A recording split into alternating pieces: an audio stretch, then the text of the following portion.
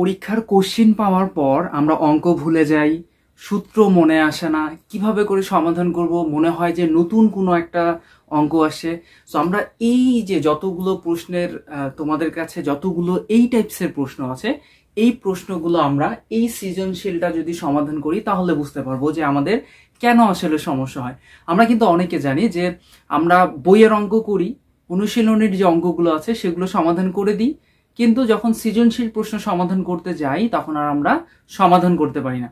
কেন পারি না ওটা আমরা আজকের এই ক্লাসে যদি লাস্ট মোমেন্ট পর্যন্ত থাকা যায় তাহলে আমরা বুঝতে পারবো। তো দেখো এখানে এটা কিন্তু একটা রিসেন্ট প্রশ্ন, ময়মনসিংহ বোর্ড 2024 সালের।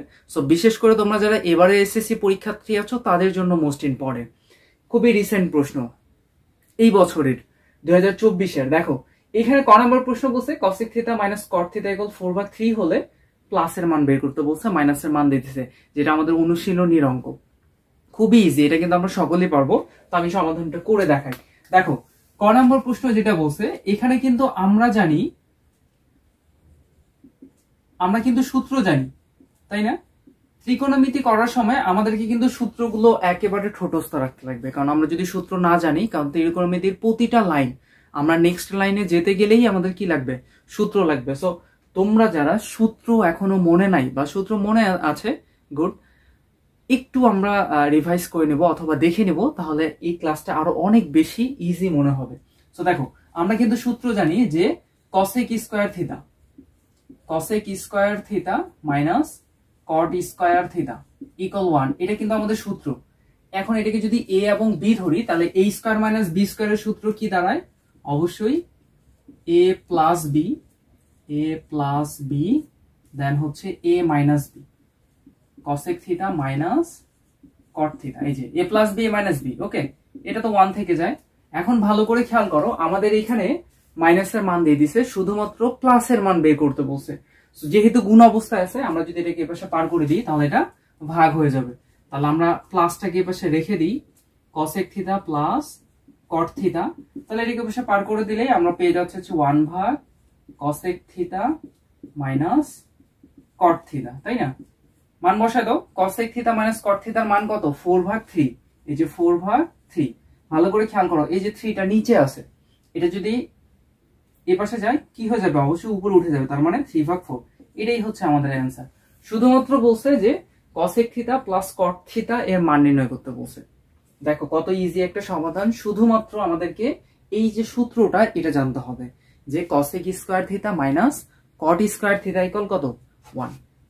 আসলে অনেক ইজি সমাধানগুলো হয়। দেখো খ নম্বর প্রশ্ন দেখে মনে হয় না যে আমাদের এটা হচ্ছে ত্রিকোণমিতি অংশের প্রশ্ন।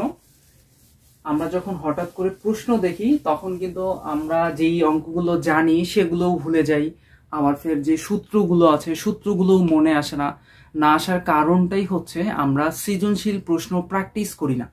ভালো করে খেয়াল করো, এখানে দিচ্ছে 1/p প্লাস 1/q ইকুয়াল 1 প্রমাণ করতে বলছে, তার মানে অবশ্যই কি বাম পক্ষ থেকে আমাদেরকে ডান পক্ষ মিলাতে হবে।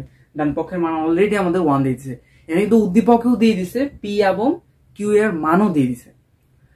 আমরা না পারার কারণটা হচ্ছে আমরা যখন এইভাবে করে প্রশ্নটা দেখব তখন আমাদের মাথায় কিছুই আসবে না। আমাদেরকে প্রথমে শুরু করতে হবে, এখানে যে মানগুলো দিছে p এর মান বসাইতে হবে, q এর মান বসাইতে হবে। তুমি যখন প্রশ্নের মধ্যে মানগুলো বসাবা তখন তোমার মাথায় বুদ্ধি আসবে অথবা সূত্রগুলো আসবে যে তোমাকে নেক্সট লেভেলে বা পরবর্তী লাইনে আসলে কি করতে হবে। যেমন দেখো আমাদের এই প্রশ্নটা খ নম্বর প্রশ্ন, আমরা হচ্ছে বাম পক্ষ দিয়ে করছি, লেফট হ্যান্ড সাইড। দেখো এখানে বলছে 1/p প্লাস 1 কত q, তাই না? তো দেখো p এর মানটা যদি আমরা বসাই দিই, দেখো এখানে বলে দিছে 2 minus sine square theta plus হচ্ছে 1 q এর মান কিন্তু দিয়ে দিছে 2 প্লাস টেন স্কয়ার থিটা। একটু ভালো করে খেয়াল করো, এই অঙ্কগুলোর ক্ষেত্রে আমাদেরকে মনে রাখতে হবে যে এগুলো পুরো অংশটাকে যে কোনো এক পাশে নিয়ে যেতে হবে। যেমন পুরোটাকে সাইনে আনতে লাগবে অথবা পুরোটাকে কসে আনতে লাগবে, এই টাইপসের আর কি। সো আমাদের প্রথমে যেহেতু সাইন দেওয়া আছে সেহেতু আমরা কিন্তু 10টাকে আমরা যদি ভাঙি তাহলে কিন্তু আমরা সাইন ভাগ কস পাচ্ছি, তখন পরবর্তীতে আমরা কিন্তু কসটাকেও সাইনে পরিণত করতে পারবো। তাহলে আমরা শুধুমাত্র এখানে এই যে 10 যে আছে এই 10টাকে আমরা ভাঙিয়ে দিই, sine square theta 1 plus 2 plus দেখো টেনের সূত্র কি সাইন ভাগ কস, তাই না? এই যে স্কয়ার আছে, এই যে আমরা স্কয়ার বসাই দিই। এবার একটু ভালো করে খেয়াল করো, এই পাশে যা আছে তাই বসছে, সাইন স্কয়ার। ওকে, এখন দেখো এই যে এই অংশটা পুরোটা কি হচ্ছে, লসাগু হচ্ছে, তাই না? তাহলে নিচে হচ্ছে কস স্কয়ার থিটা, এখানে কত হচ্ছে 2 কস স্কয়ার থিটা প্লাস হচ্ছে কত সাইন স্কয়ার থিটা। এখন ভালো করে খেয়াল করো, এই যে এই অংশটা এটা কিন্তু নিচে আছে, এটা কি হয়ে যাবে, উপরে উঠে যাবে। তাহলে দেখো এখানে তো আমাদের 2 মাইনাস সাইন স্কয়ার থিটা এই অংশটাই বসে যায়, প্লাস এখানে কি হয়, এটা উপরে উঠে যায়, মানে কস স্কয়ারটা উপরে উঠে যাচ্ছে, এই যে দেখো। আর এখানে আমরা কস স্কয়ারের সূত্র বসাই দিই, 1 মাইনাস কত, অবশ্যই 1 মাইনাস সাইন স্কয়ার থিটা, আর এখানে প্লাস কিন্তু সাইন স্কয়ার থিটা থেকে যায়। ওকে, এবার একটু খেয়াল করো, 2 মাইনাস সাইন স্কয়ার থিটা। এবার দেখো এই যে কস স্কয়ারের সূত্র কিন্তু আমরা সকলে জানি কি 1 মাইনাস সাইন স্কয়ার থিটা, আর এই যে 2 এর সাথে 1 মাইনাস সাইন স্কয়ারটা কি গুণ অবস্থায় আছে, আমরা গুণ করে দিই শুধুমাত্র। তাহলে 2 এর সাথে 1 গুণ করলে কত 2, আর 2 এর সাথে সাইন স্কয়ার গুণ করলে 2 সাইন স্কয়ার থিটা, আর এখানে প্লাস কিন্তু সাইন স্কয়ার থেকেই যায়। একটু ভালো করে খেয়াল করো, আমাদের অঙ্ক কিন্তু একবারে লাস্ট মোমেন্টে, সাইন স্কয়ার থিটা এটা কিন্তু থেকে যায়। ভালো করে দেখো, এখানে এখানে কিন্তু 1 মাইনাস সাইন স্কয়ার থিটা, এটা তো আর কোনো কিছু হচ্ছে না, এটাকে আবার ফের আবার কসে পরিণত করি না, কারণ আমরা কস থেকে এটা কি করছি 1 মাইনাস সাইন স্কয়ারে পরিণত করছি। এবার দেখো এখানে তো 2 থেকে যায়, দেখো -2 সাইন স্কয়ার থেকে +1 যদি সাইন স্কয়ার বাদ দিই, -2 থেকে +1 বাদ দিলে কত হবে, মাইনাস সাইন স্কয়ার থিটা। এবার আমরা কিন্তু দেখো ভালো করে খেয়াল করো, এই দুইটা আমরা লসাগু করি, তাহলে 1 minus sine square 2 minus sine square 2 minus sine square কি হয়, লসাগু অবশ্যই 2 মাইনাস সাইন স্কয়ার থিটা। তাহলে এখানে কত বসে 1 প্লাস এখানে কত 1 মাইনাস সাইন স্কয়ার থিটা। দেখো আমি এটার পাশে লিখছি, তাহলে নিচে তো 2 মাইনাস সাইন স্কয়ার থিটা, এখানে দেখো 1 আর 1 যোগ করলে কত 2, 2 মাইনাস সাইন স্কয়ার থিটা। তো এই দুইটা যদি কেটে যায় কত হয় 1, যেটা অবশ্যই কি left hand side equal right hand side. Proofed. ভালো করে খেয়াল করো, আমাদেরকে এখানে শুধুমাত্র বলছে প্রমাণ করে যে 1 ভাগ p প্লাস 1 ভাগ q ইকুয়াল 1, এই যে 1 চলে আসছে রাইট হ্যান্ড সাইডে। সো এইখানে অঙ্কটা যে অনেক বেশি জটিল এমন কিন্তু মোটেও না, শুধুমাত্র আমাদেরকে এই অঙ্কটার ক্ষেত্রে খেয়াল রাখতে হবে যে এই টাইপসের অঙ্কগুলো কিন্তু আছে আমাদের 7 নাম্বার অনুশীলনী 9.1 এ 7 নাম্বারের যে অঙ্কগুলো আছে ক খ গ, ওখানে দেখবা যে আমাদেরকে এভাবে করে যে কোনো এক পাশে আনতে লাগে, মানে একটা সাইনে আনতে লাগে। যেমন এখানে প্রথমে সাইন স্কয়ার আছে, তো আমরা পুরো অংশটাকে দেখো, আমরা পুরো অংশটাকে কিন্তু সাইনে নিয়ে আসছি এইভাবে করে। এটাকে আমরা চাইলেও কিন্তু কসে আনতে পারতাম না, যদি এখানে যদি কস থাকতো তাহলে কিন্তু কসে আনতে পারতাম, কিন্তু এখানে যেহেতু সাইন স্কয়ার আছে তাহলে আমরা এটাকে এই অংশটাকেও কি করছি সাইনে পরিণত করছি। টেনের সূত্র দিছি সাইন ভাগ কস, তারপর দেখো এখানে লসাগু হইছে, নিচের কস এই যে উপরে উঠে গেছে, এই যে কস স্কয়ারের সূত্র বসাইছি 1 মাইনাস সাইন স্কয়ার, তারপর 2 এর সাথে কি গুণ অবস্থায় ছিল গুণ করে দিছি, তারপর প্লাস মাইনাস করছি, আমাদের কিন্তু অ্যান্সার চলে আসছে। সো এই অঙ্কগুলো যে অনেক বেশি জটিল মনে হয়, কখন মনে হয়, তুমি যদি এখন তোমার কাছে যদি জটিল মনে হচ্ছে তাহলে এটার কারণটা হচ্ছে যে তুমি কখনোই সৃজনশীল প্রশ্ন সেভাবে করে সমাধান করনি, আর যদি সেভাবে করে সৃজনশীল প্রশ্ন সমাধান করতা তাহলে এই অঙ্কটা তোমার কাছে কখনোই জটিল মনে হতো না। তো দেখো আরেকটা প্রশ্ন দেখো, গ নাম্বার প্রশ্নটা দেখো, এইটাও কিন্তু আমাদের অনুশীলনী। দেখো এই প্রশ্নগুলো কি অনুশীলনীর বাইরের, কখনোই না, অনুশীলনীরই প্রশ্ন। কিন্তু একটা কথা মনে রাখবা যে অনুশীলনীর প্রশ্ন কিন্তু ডিরেক্ট আমাদের কোশ্চিনে পাওয়া যায় না, স্যাররা একটু পেঁচায় দেয়, ওই পেঁচানোটাই আমাদেরকে শিখতে হবে। এই পেঁচানোটা শিখতে গেলে তোমাকে বেশি বেশি প্র্যাকটিস করতে হবে সৃজনশীল প্রশ্ন, অনেক কম অঙ্ক। তোমাকে অনুশীলনীর যদি 5টা অঙ্ক করো তাহলে তোমাকে অলরেডি 10টাই অঙ্ক করতে হবে সৃজনশীল প্রশ্ন সমাধান করে। এই জিনিসটা যদি আজকে থেকে করো তাহলে সৃজনশীলের যে ভয় বা সৃজনশীল প্রশ্ন পাওয়ার পর তুমি যে পারো না, এই না পারাটা তোমার সমাধান হয়ে যাবে। তো দেখো এখানে আমাদেরকে সমাধান করতে বলছে 4 ভাগ আর স্কয়ার, যেখানে কিন্তু আমাকে এখানে আর এর মান দিয়ে দিছে।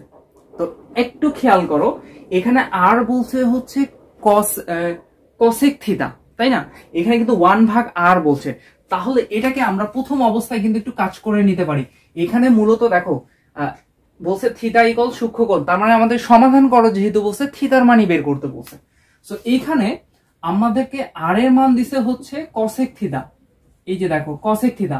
তো আমরা যদি 1/, আচ্ছা এই পাশে বলি, অতএব 1/r, তাহলে কি হবে? অবশ্যই 1/কসেক থিটা, তাই না? তাহলে 1/কসেক থিটার সূত্র কি? অবশ্যই সাইন থিটা, কারণ আমরা জানি 1/কসেক ইকুয়াল টু কত? সাইন। সাইন ইকুয়াল টু 1/কসেক, ওখান থেকে আসে। এখন আমাদেরকে যেটা বের করতে বলছে, এই যে সমাধান বের করতে বলছে, দেখো বলছে এখানে 4r², তারপর কি বলছে? -2 + 2√3 1/r প্লাস হচ্ছে √3 = 0। একটু ভালো করে খেয়াল করো, এই অংশের মধ্যে আমরা কিন্তু এই যে r 1/r, এই 4টাকে যদি আমরা সামনে নিয়ে নিই, আর 1/r হচ্ছে, তাই না? এই 1/r এর মান কত? আচ্ছা, এই 1/r এর মান কত? Sine theta. এখানে যেহেতু স্কয়ার আছে, তাহলে কি হয়ে যাবে? অবশ্যই সাইন স্কয়ার থিটা -2 + 2√3। ভালো করে খেয়াল করো, এই যে 1/r এর মান কত? Sine theta. এই যে আমরা সাইন থিটা বসাই দিই, প্লাস √3 = কত? 0। এখন একটু ভালো করে খেয়াল করো, এখানে হচ্ছে 4 সাইন স্কয়ার থিটা মাইনাস, এটা যে গুণ অবস্থায় আছে সাইনের সাথে, জাস্ট আমরা কি করব? গুণ করে দেব। তাহলে 2 সাইন থিটা, দেখো মাইনাসে প্লাসে কত? -2√3 সাইন থিটা প্লাস হচ্ছে √3 = কত? 0। এখন একটু ভালো করে খেয়াল করো, এখানে কিন্তু আমাদেরকে কমন যাচ্ছে। কমন কি যাচ্ছে? দেখো আমাদের 2 সাইন থিটা কমন যায়, তাহলে এখানে কি থাকে? অবশ্যই 2 sine theta minus 2 sine theta already আমরা কমন নিচ্ছি, তাহলে 1। এই যে এখানে খেয়াল করো, এখানে কি কমন যায়? শুধুমাত্র √3 কমন যায়, তাহলে এখানে পেয়ে যাচ্ছে আমরা 2 সাইন থিটা, দেখো মাইনাসে প্লাসে কত? -√3 অলরেডি আমরা কমন নিচ্ছি, তাহলে 1 = কত? 0। তাহলে আমরা এখানে পেয়ে যাচ্ছি হচ্ছে 2 সাইন থিটা -1 আর 2 সাইন থিটা -√3 = কত? 0। তার মানে অতএব 2 সাইন থিটা -1 = 0, অথবা 2 সাইন থিটা -√3 = 0। তাহলে আমরা এখন বের করি, আমরা √3টাকে যদি ওই পাশে পার করে দিই, তাহলে প্লাস √3 হয়ে যায়। আমরা যদি 2টাকে বসে পার করে দিই, তাহলে √3 ভাগ কত? 2, তাই না? এখন এখানে খেয়াল করো, সাইন থিটা, সাইন কত ডিগ্রির মান? √3 ভাগ 2, অবশ্যই সাইন 60 ডিগ্রির মান √3 ভাগ 2, তাহলে থিটা ইকুয়াল টু কত পেয়ে যাচ্ছি? 60 ডিগ্রি। এই যে দেখো একটা হয়ে গেছে, আরেকটা দেখো এখানে 2 সাইন থিটা -1 কে ওই পাশে পার করলে +1, শুধুমাত্র সাইন থিটা যদি রেখে দিই, তাহলে এই পাশে 2টাকে যদি এই পাশে দিয়ে দিই, তাহলে ভাগ হয়ে যাচ্ছে 2। এবার দেখো সাইন থিটা ইকুয়াল টু কত? সাইন 30 ডিগ্রি, তাহলে অতএব থিটা ইকুয়াল টু কত? 30 ডিগ্রি। দেখো আমাদের কিন্তু বলে দিছে সমাধান করো থিটার মান, তাহলে থিটা নির্ণয় সমাধান থিটা ইকুয়াল টু 30 ডিগ্রি এবং 60 ডিগ্রি। এখানে কিন্তু বলে দিছে যে থিটা হচ্ছে কত কোণ? সূক্ষ্মকোণ। সূক্ষ্মকোণ মানে হচ্ছে 90 ডিগ্রি থেকে কি ছোট, তাহলে অবশ্যই 90 ডিগ্রি থেকে ছোট। 30 এবং 60 ডিগ্রি বের হয়েছে, তার মানে অবশ্যই বলছে যে থিটা ইকুয়াল টু সূক্ষ্মকোণ। প্রমাণিত, প্রমাণিত বলতে কি, এখানে যেহেতু বলছে যে থিটা ইকুয়াল টু সূক্ষ্মকোণ, তাহলে থিটা অবশ্যই কি সূক্ষ্মকোণে হয়েছে 30 ডিগ্রি এবং 60 ডিগ্রি। অনেক ইজি সমাধান। দেখো এই প্রশ্নটা আমাদের কিন্তু 9.2 এর যে 26 নম্বর অঙ্কটা আছে, ওই 26 নম্বর, ওখানে কিন্তু সাইন দেওয়া নাই, ওখানে হচ্ছে 10 দেওয়া ছিল। আর ওখানে এই যে উপরের যে অংশটা, এই উপরের অংশটা দেওয়া ছিল না, ওখানে দেওয়া ছিল ডিরেক্ট হচ্ছে এই যে এইভাবে করে দেওয়া ছিল 4 সাইন থিটা, ওখানে মনে হয় 4 না 2 এমন কিছু একটা ছিল, তোমাদের কাছে বই থাকলে একটু দেখে নাও, কিন্তু ওখানে এভাবে দেওয়া ছিল না। আর সৃজনশীলে স্যারেরা এভাবে করে একটু পেঁচায় দিছে যেন আমাদের মাথাটা ঘুরে যায়। তো আমরা যদি এই প্রশ্নগুলো সমাধান না করি, যেমন তোমরা অনেকে বলো যে স্যার রিসেন্ট প্রশ্ন সমাধান করেন, তো এই প্রশ্নটাই তো রিসেন্ট, এসএসসি 2024-এর প্রশ্ন, এটা ময়মনসিংহ বোর্ড 2024-এর প্রশ্ন। তো আর ফের রিসেন্ট কি, এখনো 25-এর পরীক্ষা হয়নি। তো এই প্রশ্নগুলো নাকি তোমাদের কাছে অনেক বেশি জটিল মনে হয়। কেন জটিল মনে হচ্ছে জানো? জটিল মনে হবার কারণটা হচ্ছে তুমি অনুশীলনীর প্রশ্ন সমাধান করে নাও খুব তাড়াহুড়া করে, না বুঝেই বেশিরভাগটা করো। তখন তুমি সৃজনশীল প্রশ্নটা হাতি দাও না। সৃজনশীল প্রশ্ন যদি ওবার সমাধান করতা তাও বুঝতে পারতা যে এটা আসলে কিভাবে করে সমাধান হবে। সো আবার নতুন একটা সমাধান ক্লাসে তোমাদের সাথে থাকবো। তোমরা সকলেই ভালো থাকবা, সুস্থ থাকবা এবং বেশি বেশি অঙ্কের সৃজনশীল প্রশ্নগুলো বেশি বেশি ট্রাই করবা। আর আমাদের এই পেজে এবং এই চ্যানেলে যারা নতুন এসেছো অবশ্যই চ্যানেলটিকে সাবস্ক্রাইব করে দাও, পেজটিকে ফলো দিয়ে বন্ধুদের সাথে শেয়ার করো।